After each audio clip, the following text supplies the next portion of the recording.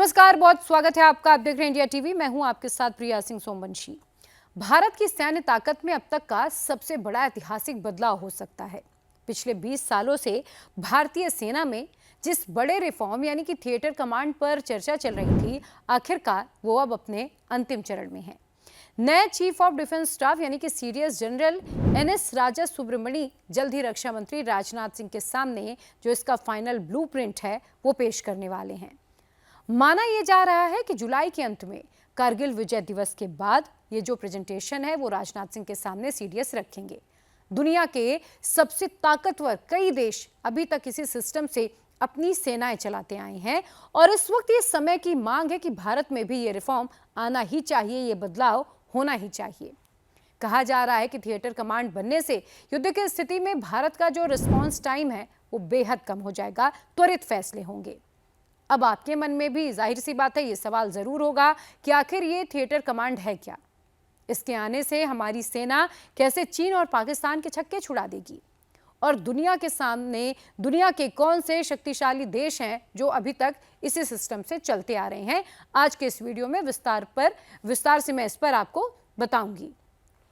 आप सरल शब्दों में समझिए तो कहें तो अभी भारत की जो थल सेना यानी कि आर्मी, वायुसेना यानी कि एयरफोर्स और नौसेना यानी कि नेवी अलग अलग कमांड्स के तहत काम करती है, यानी कि इन तीनों के चीफ इन्हें कमांड करते हैं। भारत में फिलहाल तीनों सेनाओं की कुल मिलाकर 17 अलग अलग कमांड्स हैं। अब आप जरा खुद सोचिए कि अगर किसी एक बॉर्डर पर युद्ध होता है तो आर्मी अपनी कमांड से ऑर्डर लेगी, एयरफोर्स अपनी और नेवी अपनी कमांड से ऑर्डर लेगी। इससे क्या होता है, कोऑर्डिनेशन में थोड़ा समय लग जाता है, थोड़ा डिले होता है। लेकिन थिएटर कमांड आने के बाद इन 17 कमांड्स को मिलाकर 3 इंटीग्रेटेड थिएटर कमांड यानी कि ज्वाइंट कमांड्स में इन्हें बदल दिया जाएगा। जो 17 अलग अलग कमांड्स हैं ये 3 बन जाएंगी, यानी कि एक तय इलाके थिएटर में तीनों सेनाएं एक ही कमांड के अंदर में काम करेंगी।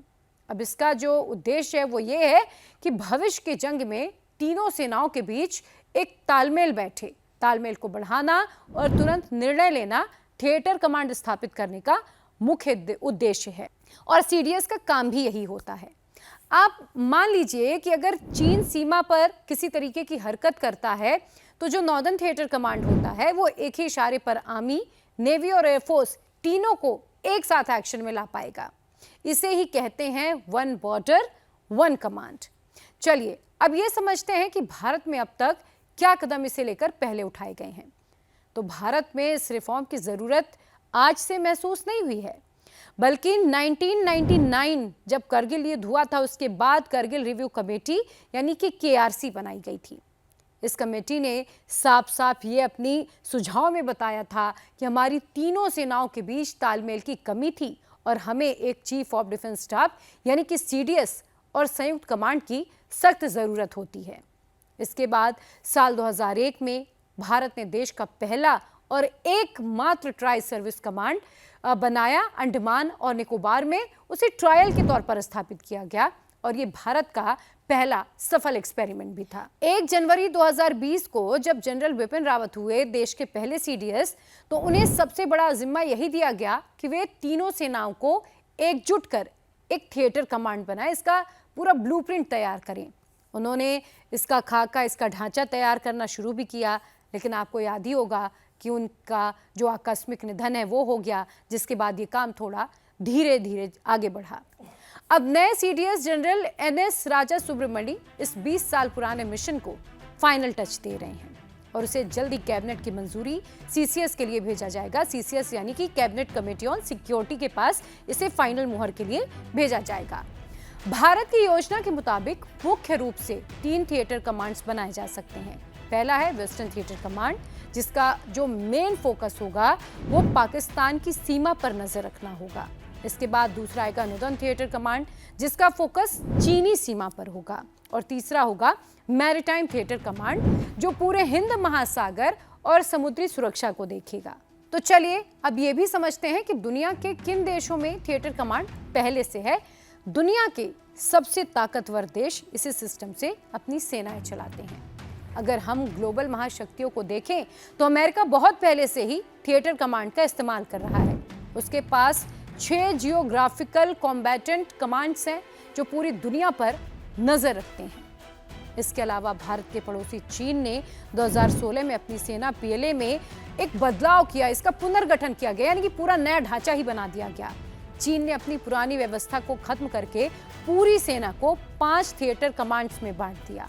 और इसके अलावा रूस और ब्रिटेन भी अपनी सेना को थिएटर कमांड से चलाते हैं। और अगर भारत में थिएटर कमांड बन जाता है तो ऐसा करने वाला भारत 5वां देश बन जाएगा। पिछले 20 सालों का मंथन अब हकीकत बनने की ओर है। कारगिल युद्ध के साथ इसका जो खाका है वो बनना शुरू हुआ, इसका सुझाव आना शुरू हुआ और अब ये जो सफर है नए भारत की नई सैन्य ताकत बनने के लिए तैयार है। थिएटर कमांड का सीधा सा मतलब है कि अब हमारी थल सेना, वायुसेना और नौसेना अलग अलग नहीं बल्कि एक मुट्ठी बनकर दुश्मन पर वार करेंगी। फैसला लेने में जो पहले समय लग जाता था, थोड़ा कोऑर्डिनेशन में थोड़ा वक्त लग जाता था, अब वो सेकंड में हो जाएगा, यानी कि फैसला त्वरित हो जाएगा।